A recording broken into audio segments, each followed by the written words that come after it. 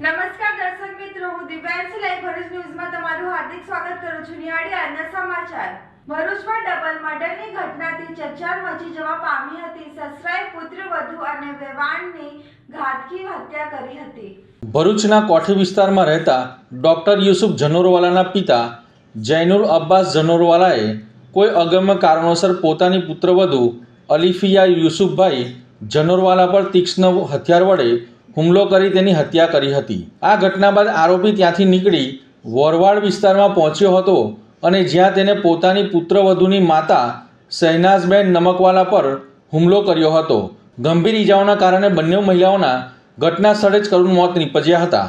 પરિવારના સભ્યો અને સ્થાનિક લોકો ઘટનાની જાણ થતાં દોડી આવ્યા હતા, પરંતુ ત્યાં સુધીમાં બે જીવ હંમેશના માટે ખામોશ થઈ ગયા હતા.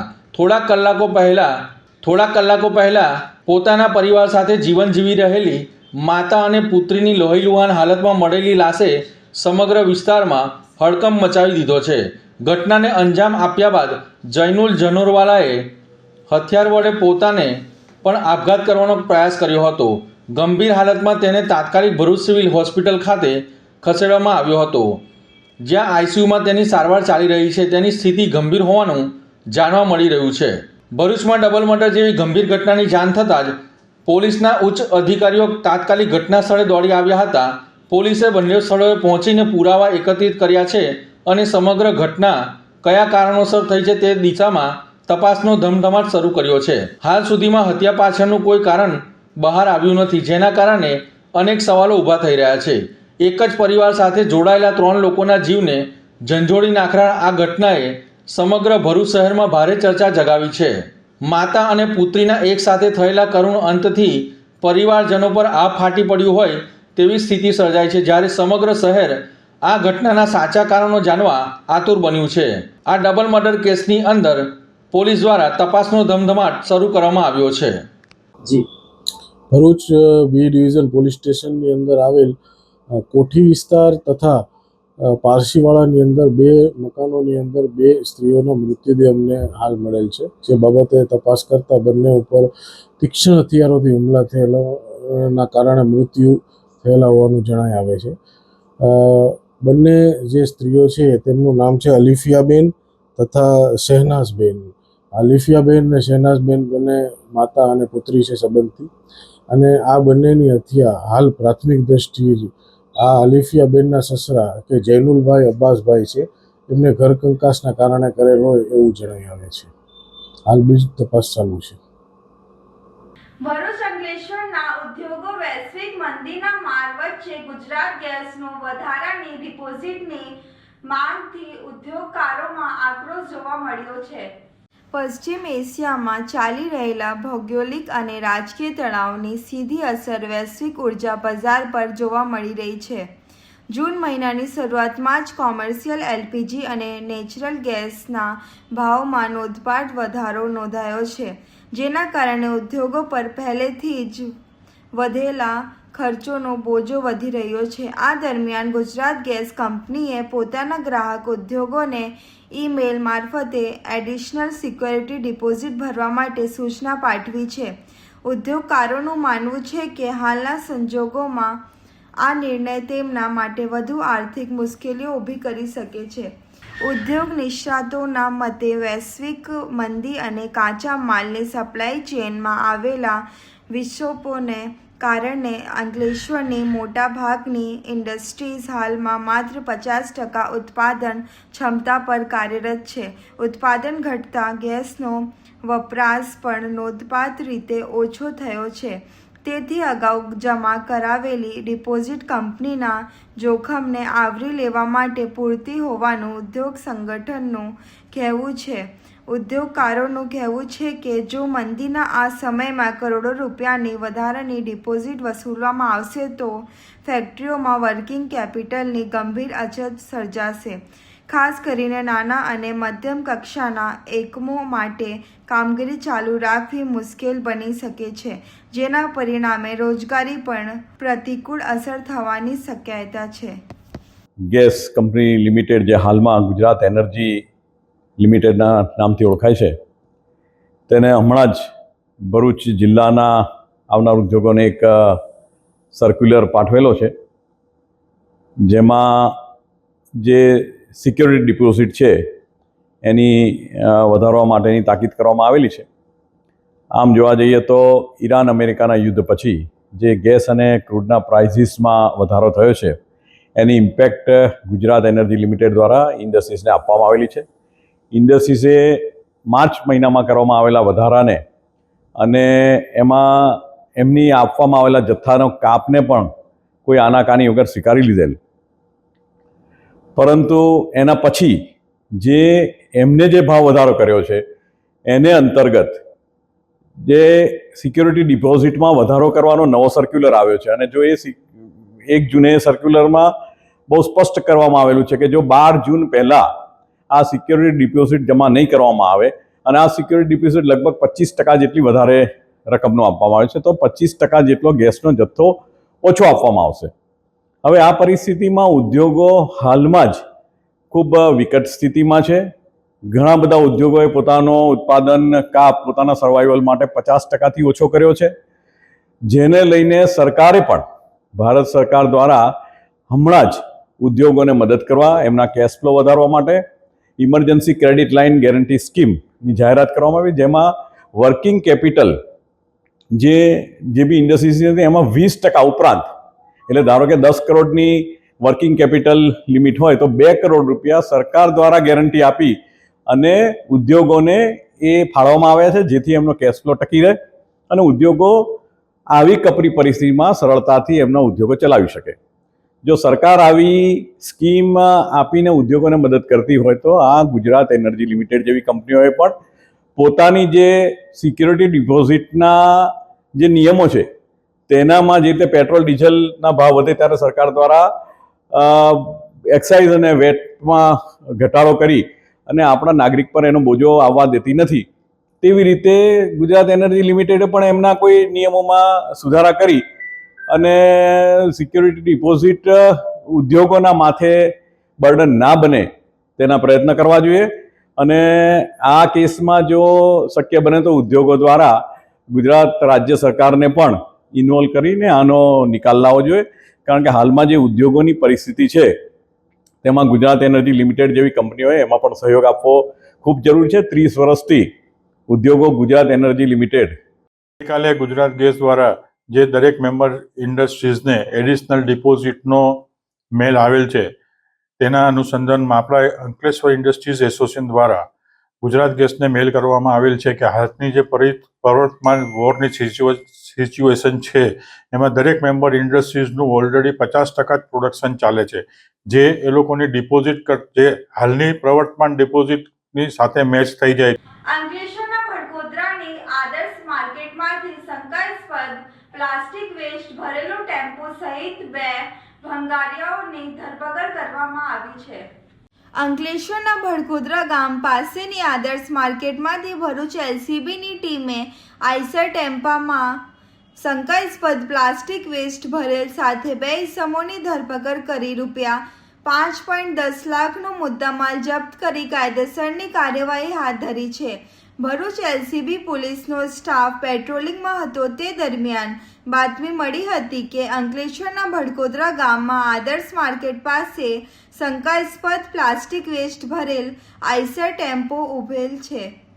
જેવી બાતમીના આધારે પોલીસે રેડ કરી હતી.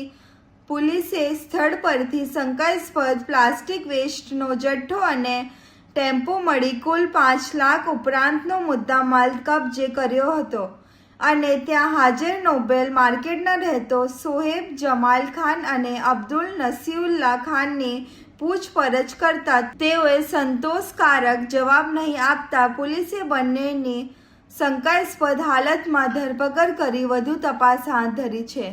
અંકલેશ્વર એક્સપ્રેસ હાઈવે પર દારૂની હેરાફેરીનો પર્દાફાશ કરી રૂરલ પોલીસે 3.45 લાખનો મુદ્દામાલ જપ્ત કર્યો હતો.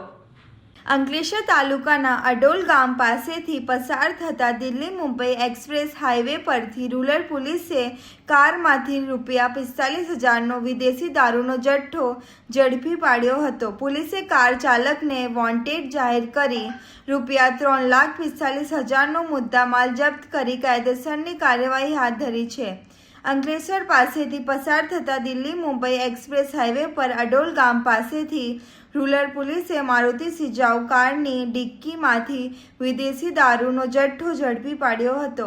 પોલીસે કારમાંથી ₹45,500ની કિંમતના વિદેશી દારૂની 245 નંગ બોટલ અને 3 લાખની કાર મળી ₹3,45,500નો મુદ્દામાલ જપ્ત કરી કાર ચાલકને વોન્ટેડ જાહેર કરી તેની વિરુદ્ધ ગુનો નોંધી વધુ તપાસ હાથ ધરી છે. ભરૂચના નંદેલાવ મઢુલી સર્કલ પાસે અસામાજિક તત્વોનો આતંક. પોલીસ બંદોબસ્ત વચ્ચે બાઇકોના સીટ કવરો ચપ્પુથી ફાડી નાખ્યા હતા. નંદેલાવ મઢુલી સર્કલ નજીક આવેલી ખુલ્લી જગ્યામાં આસપાસની વિવિધ કંપનીઓમાં કામ કરતા કામદારો મજબૂરીવશ અન્ય કોઈને નડતર રૂપ ના થાય તે રીતે પોતાના વાહનો મૂકીને કંપનીમાં ફરજ પર જાય છે. જો કે રાત્રિના સમયે સક્રિય થતા કેટલાક લુખ્ખા અને અસામાજિક તત્વો દ્વારા આ કામદારોને હેરાન પરેશાન કરવામાં બદઇરાદાથી બાઇકોને નિશાન બનાવવામાં આવી રહ્યો છે. આ લુખ્ખા તત્વો દ્વારા ચપ્પુ જેવા ધારદાર હથિયારો વડે બાઇકની સીટો ફાડી નાખીને ભારે નુકસાન પહોંચાડવામાં આવી રહ્યું છે. રાત દિવસ કામ કરીને માંડ ઘરે ચલાવતા પરિવારજનો માટે આ આર્થિક ફટકો અસહ્ય બની રહ્યો છે. સૌથી મોટો અને ચોંકાવનારો સવાલ એ ઊભો થાય છે કે આ વિસ્તારમાં રાત્રિ દરમિયાન પોલીસ સ્ટાફ અને હોમગાર્ડના જવાનો બંદોબસ્તમાં તૈનાત હોય છે. બંદોબસ્તની હાજરી હોવા છતાં આ સામાજિક તત્વો ખુલ્લેઆમ ચપ્પુ જેવા હથિયારો લઈને ફરે અને વાહનોમાં તોડફોડ કરીને નાસી છૂટે તે પોલીસ પ્રશંસાની કામગીરી પર ખૂબ જ મોટો સવાલ ઊભો કરે છે. ભરૂચમાં મોદી સરકારના 12 વર્ષ પૂર્ણ થતા વૃક્ષારોપણ કાર્યક્રમ સાંસદ મનસુખ વસાવાની આગેવાનીમાં યોજાયો હતો. કેન્દ્રમાં નરેન્દ્ર મોદી સરકારના 12 વર્ષ પૂર્ણ થવાના અવસરે ભરૂચના ભોલાવ વિસ્તારમાં વૃક્ષારોપણ અને વૃક્ષ વિતરણ કાર્યક્રમનું આયોજન કરવામાં આવ્યું હતું. કાર્યક્રમના સાંસદ મનસુખ વસાવા, ધારાસભ્ય રમેશ મિસ્ત્રી, ધર્મેશ મિસ્ત્રી સહિત ભાજપના આગેવાનો અને કાર્યકરો મોટી સંખ્યામાં ઉપસ્થિત રહ્યા હતા.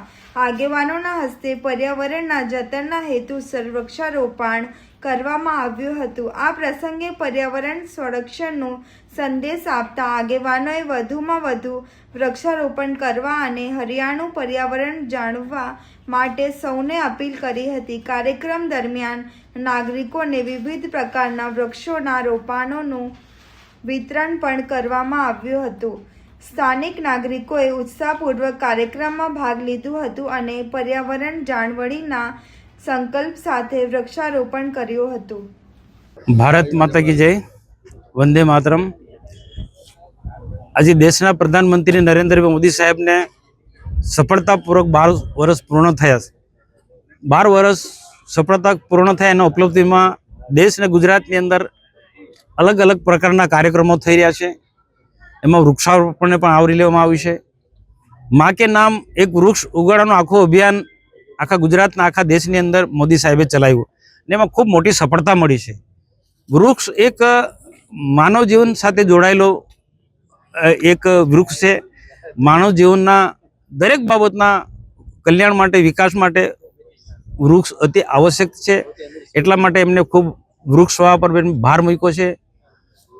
આજે ભરૂચ જિલ્લાના ભોલાવ જિલ્લા પંચાયતમાં રમેશભાઈ મિસ્ત્રી ધારાસભ્ય ભરૂચ ને એની ટીમે આ વૃક્ષારોપણનો કાર્યક્રમનું આયોજન કર્યું. એમાં પૂર્વ મહામંત્રી, પાર્ટીના ઉપપ્રમુખ નિરલભાઈ પટેલ,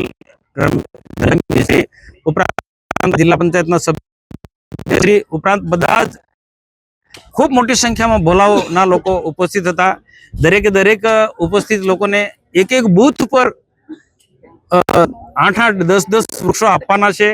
અને આ બધા જ લોકોને મેં અપીલ કરી કે બધા જ બૂથ પર જે લોકો વૃક્ષો લઈ જાય છે ઉગાડજો. ને સાથે સાથે આખા ભરૂચ જિલ્લાના બધા જ લોકોને મેં અપીલ કરી કે આ ભોલા પૂરતો કાર્યક્રમ નથી. આખા જિલ્લાની અંદર આપણે જ્યાં જ્યાં અનુકૂળ છે તે જગ્યા પર વૃક્ષો ઉગાડવાના છે. વૃક્ષો ઉગાડવાની સાથે સાથે વૃક્ષોની જાળવણી પણ કરવાની છે. જે જૂના વૃક્ષો છે એને પણ જાળવે અને નવા પણ વૃક્ષો જાળવે. અને સાથે સાથે એ પણ મેં વાત કરી કે ભરૂચ જિલ્લો ઔદ્યોગિક ક્ષેત્રે ખૂબ મોટો જિલ્લો છે. અનેક પ્રકારના ઉદ્યોગો જે છે, વાતાવરણને પણ ઘણી વખત આ ઉદ્યોગોના કારણે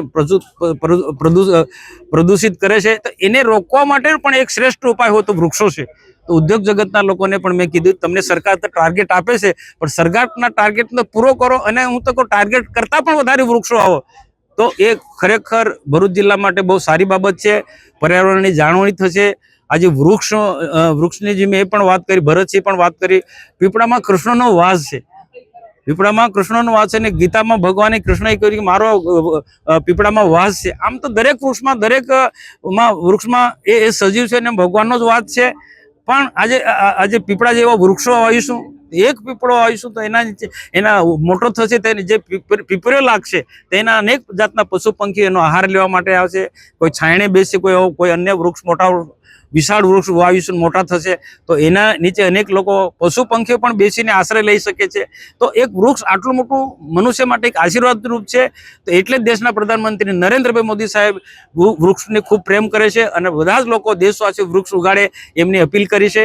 તો આજે ખરેખર રમેશભાઈ મિસ્ત્રીને એમની ટીમને હું ખૂબ અભિનંદન આપું કે ખૂબ સુંદર પ્રકારનો આ કાર્યક્રમ કર્યો છે અને સફળ કાર્યક્રમ રહ્યો છે. અને આશા રાખું કે આ પ્રકારે બધા જ લોકો, ભરૂચ જિલ્લાના લોકો વૃક્ષોની જાળવણી કરે ને સાથે સાથે નવા વૃક્ષો પણ ઉગાડે.